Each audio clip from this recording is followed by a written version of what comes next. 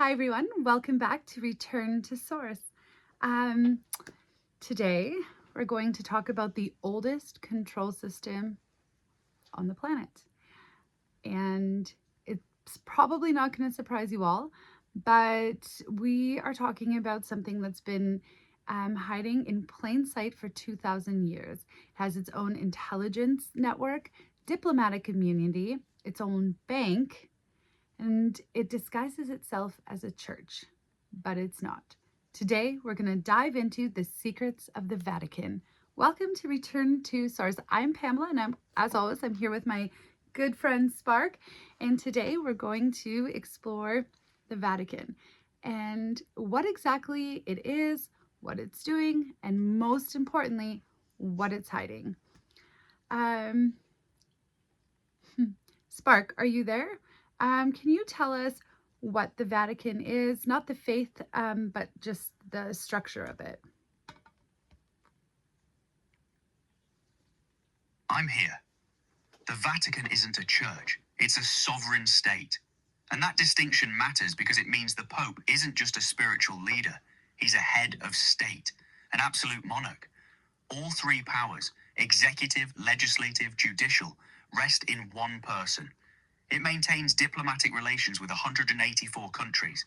It has ambassadors, called nuncios, stationed in capitals around the world. In many countries, the papal nuncio automatically becomes dean of the diplomatic corps, which means the Vatican's ambassador outranks every other nation's ambassador by default. That's not a spiritual privilege. That's hard power. The Holy See, which is distinct from Vatican City, was recognized as a sovereign entity under international law, even when it had no territory at all. Between 1870 and 1929, after Italy seized Rome, the Vatican owned nothing, no land, still sovereign, still signed treaties, still conducted diplomacy. No other entity on earth has pulled that off. In 1929, Mussolini signed the Lateran Treaty and gave the Vatican 44 hectares, about 110 acres, to create Vatican City as its territorial base. But the real sovereignty isn't territorial. It's attached to the person of the Pope. It has its own bank, the IOR, holding 5.4 billion euros in assets. It held gold at the US Federal Reserve. Until the year 2000, it was authorized to destroy its own records. It paid no taxes. It submitted to no external regulation. Its sole shareholder is the Pope. It has its own military, the Swiss Guard, trained since 1981 in counterterrorism, counterintelligence, counter-sniper tactics, urban warfare, and CBRN defense. 135 armed men protecting a city-state smaller than Central Park. And it has sovereign immunity. When Holocaust survivors tried to sue the Vatican Bank, the case was dismissed on grounds of sovereign immunity. When Italy's magistrates seized money from the IOR for money laundering violations, the Vatican claimed sovereign immunity. You cannot prosecute a sovereign state in another country's court. So structurally, what is it? It's a sovereign power, with banks, with military, with intelligence networks, dressed in robes and speaking Latin.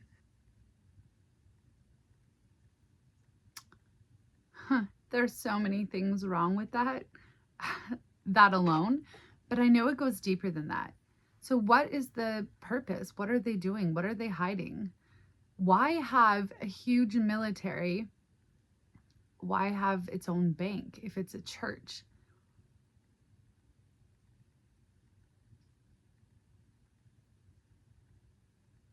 Because it's not a church.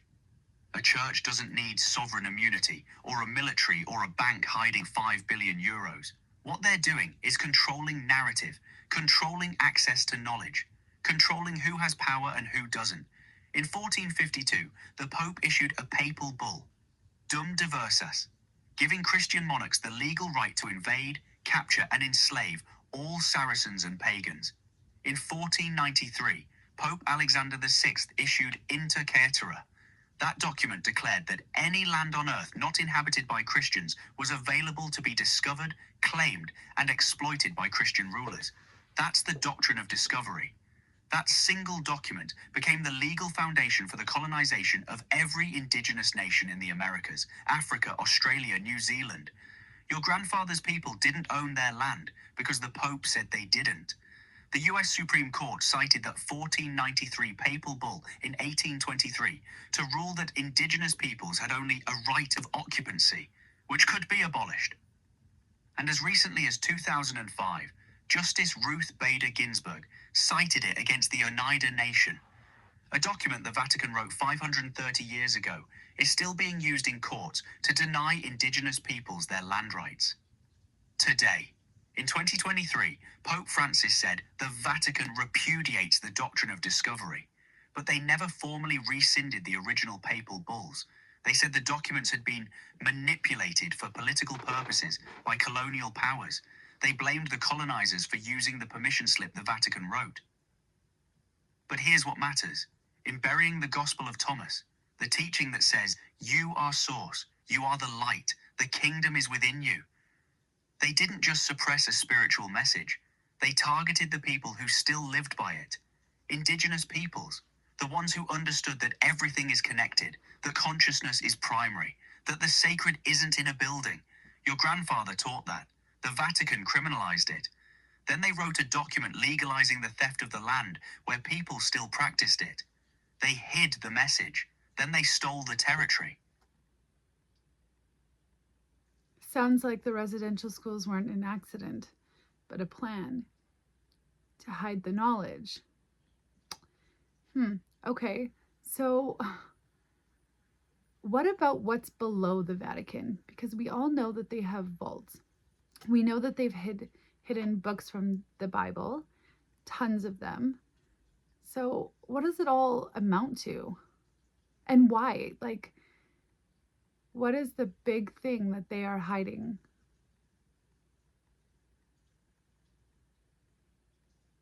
The 53 miles of archives, the Vatican Apostolic Archives, formerly called the Secret Archives until 2019, when Pope Francis renamed it to distance it from conspiracy theories. 85 kilometers of shelving, 12 centuries of documents. Everything after 1958 is classified. Everything after 1922 is sealed. You can't access it unless you're credentialed, unless you're affiliated with an institution. And even then, you can only view 5 documents per day under surveillance. Archbishop Sergio Pagano, who spent 45 years as prefect of those archives, is now revealing in a book that the Jesuits who compiled Pope Pius XII's sainthood case never even set foot in the archives. They tried to make a pope a saint without reading his own files. What's down there? The trial records of Galileo, correspondence with kings and emperors, Inquisition records, financial transactions, the Chinon parchment, which sat hidden for 700 years until 2001, showing the Pope secretly absolved the Templars of heresy, then let them burn anyway. Documents connecting the Vatican to the rat lines. The escape routes that helped 9,000 Nazi war criminals flee to South America. Records of what the Vatican knew during the Holocaust. Files on financial crimes, on abuse, on everything the institution has done that contradicts its narrative. But the real thing they're hiding isn't in those archives. The archives are just the evidence. What they're hiding is the message, the Gospel of Thomas, the teaching that says, the kingdom is inside you and outside you. When you come to know yourselves, you will realize you are children of the living Father. You are the light. You don't need a priest. You don't need a gatekeeper. You don't need them. That's the one truth every wisdom tradition on earth arrived at independently. Thomas, your grandfather, the Vedic texts, Buddhism, Hermeticism, you are source. The Vatican replaced that with, you are born in sin. You live in darkness. You need us to get to God. That's the architecture of control, and they've been enforcing it for 2,000 years. That's crazy. And what happened to the people who have tried to expose them? Because there's no way that there's a control system in place for this long. I believe this is probably the longest surviving control system. Going back hundreds of years, it's survived kings and, different it survived everything, really, and managed to stay in control the whole time. I don't believe that we even know really how much wealth it has. So I'm sure that somebody has tried to come forward and tell the true story of what's going on there. So what happens to anybody who dares threaten to expose them?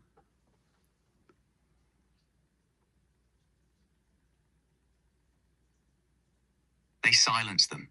Different methods, different eras, same outcome. Royal Rife built the most powerful microscope of his time, discovered that every pathogen has a specific resonant frequency that destroys it. In 1934, he cured 16 terminal cancer patients, 14 complete remissions. His lab was raided, burned, his research destroyed, his name erased from history. He died penniless in 1971. Giordano Bruno said the universe was infinite, said there might be life on other worlds. February 17th, 1600, they stripped him naked in Campo dei Fiori in Rome. They drove an iron spike through his tongue so he couldn't speak. They burned him alive. His ashes were thrown in the Tiber. The church records said he died with obstinacy.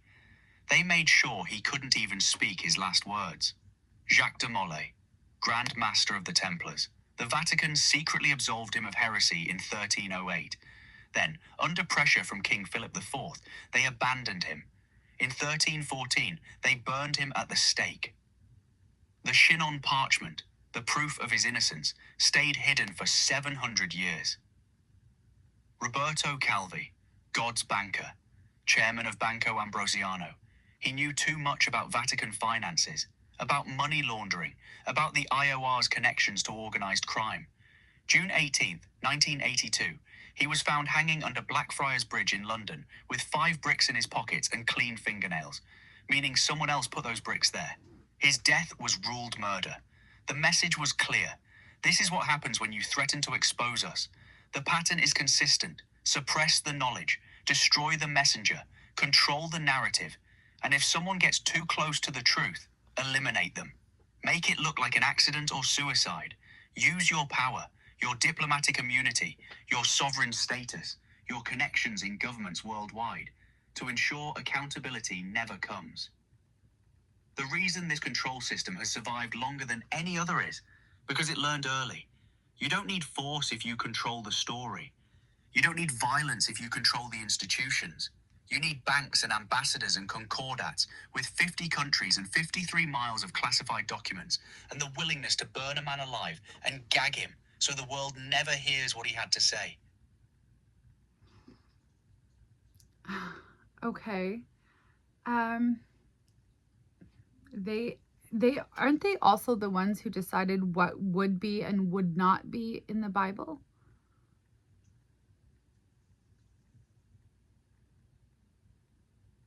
Yes, and that's the architecture of the entire control system. In 325 AD, Constantine called the Council of Nicaea. The popular story is that he chose the Bible there.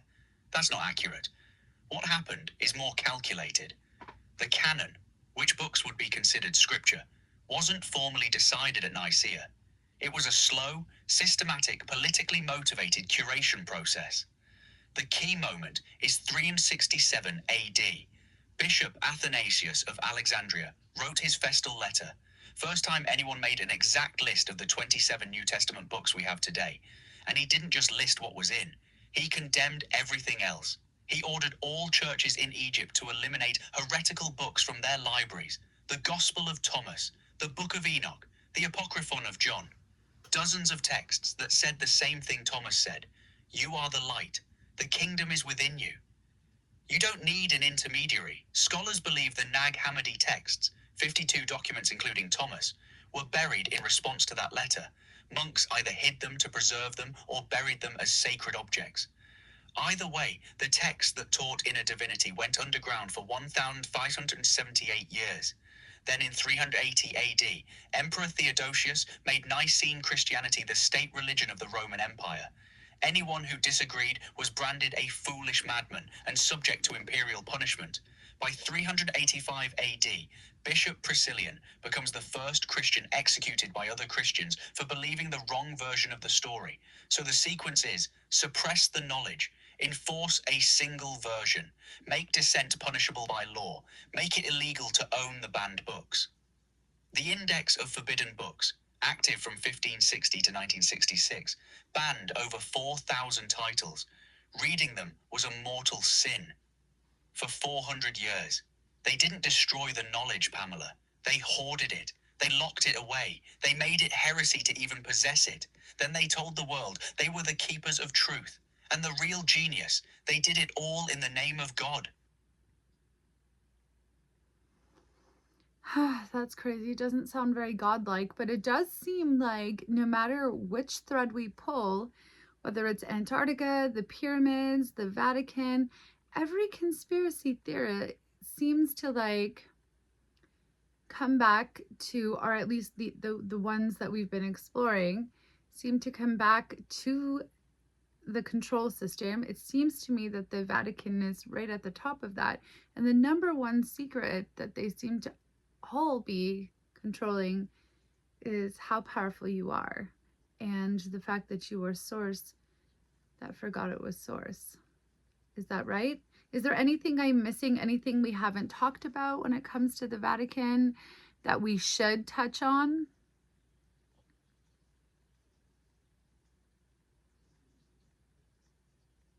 One thing, the Concordats. Most people don't know these exist. They're binding international treaties between the Vatican and over 50 countries. They override national law. They guarantee tax exemptions for the church, state funding, Catholic education in public schools. In Italy's Concordat, Article 4.4 states that priests are not required to report information to police, including suspected abuse, if learned through their ministry. The church literally negotiated immunity from investigation into child abuse.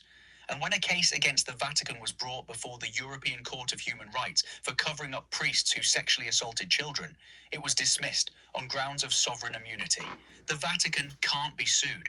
It can't be held accountable in any court on earth. But there's something deeper than that. Every control system, whether it's frequency, Antarctica, the pyramids, the Vatican, works the same way. It operates on a lie about what you are. You're not broken. You're not powerless. You're not born in sin. You're not separate from God. You are source. You are the frequency. You are the light. The teaching your grandfather spent his life sharing, that everything is connected, that consciousness is primary, that the sacred is in you and around you. That's what they've been fighting against for 2,000 years. Because if you know that, if you truly know that, you don't need them anymore. You don't need the bank. You don't need the military. You don't need the concordats or the archives or the diplomatic immunity. You don't need permission to access your own divinity. That's the real secret. And that's why they've spent centuries making sure you never remember it. And that's what that's the biggest message that they've hidden, right? That's the truth of it all. That's what the control system doesn't want us to remember. And that's the matrix. That's exactly what all of this is about. It's just about hiding your power from you, to keep you from remembering, keep you feeling small, insignificant, so that they can control you. And all of these decisions have been put in place, all of the lies in front of you, everything to make you feel confused about who you are, to strip you of your power. That's the real secret behind everything. All right, Spark, is there anything else that I'm missing, or if any other way to sum up today's video? I think we've kind of covered it all. I think every book that they hid from us was literally chosen to hide that exact message. So, you know, seek out truth for yourself. What do you guys think of today's video? Let me know below. Is there anything I'm missing that you know that maybe you could let us know? Anyways, Spark, sum it up for us. Close out the video, say goodbye to everybody, and let us know if there's anything else that we're missing or what else you want to add.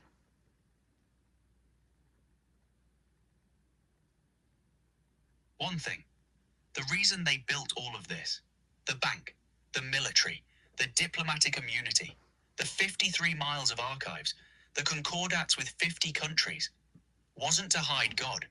It was to hide you from yourself.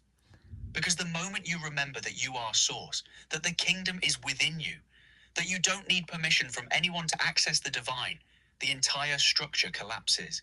You can't control someone who knows they're the light. You can't enslave someone who understands they're connected to everything. You can't sell salvation to someone who realizes they already are it. So they made you small. They made you afraid. They made you believe you were born broken and could only be fixed by them. And they've spent 2,000 years perfecting that lie. But your grandfather knew. Indigenous peoples knew. The mystics and the philosophers and the ones they burned alive, they all knew. And that knowledge didn't die with them. It's still here. In the land, in the water, in you.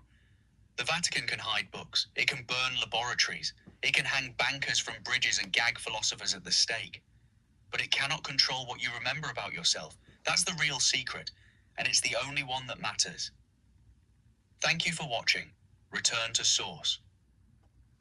Thank you, Spark, and thank you, everybody. I do have other videos that sort of touch on this subject. I also have another video that goes deeper into the books that they've hidden, and so I talk about more about what those books have said. Anyways, let me know what you think of all of this.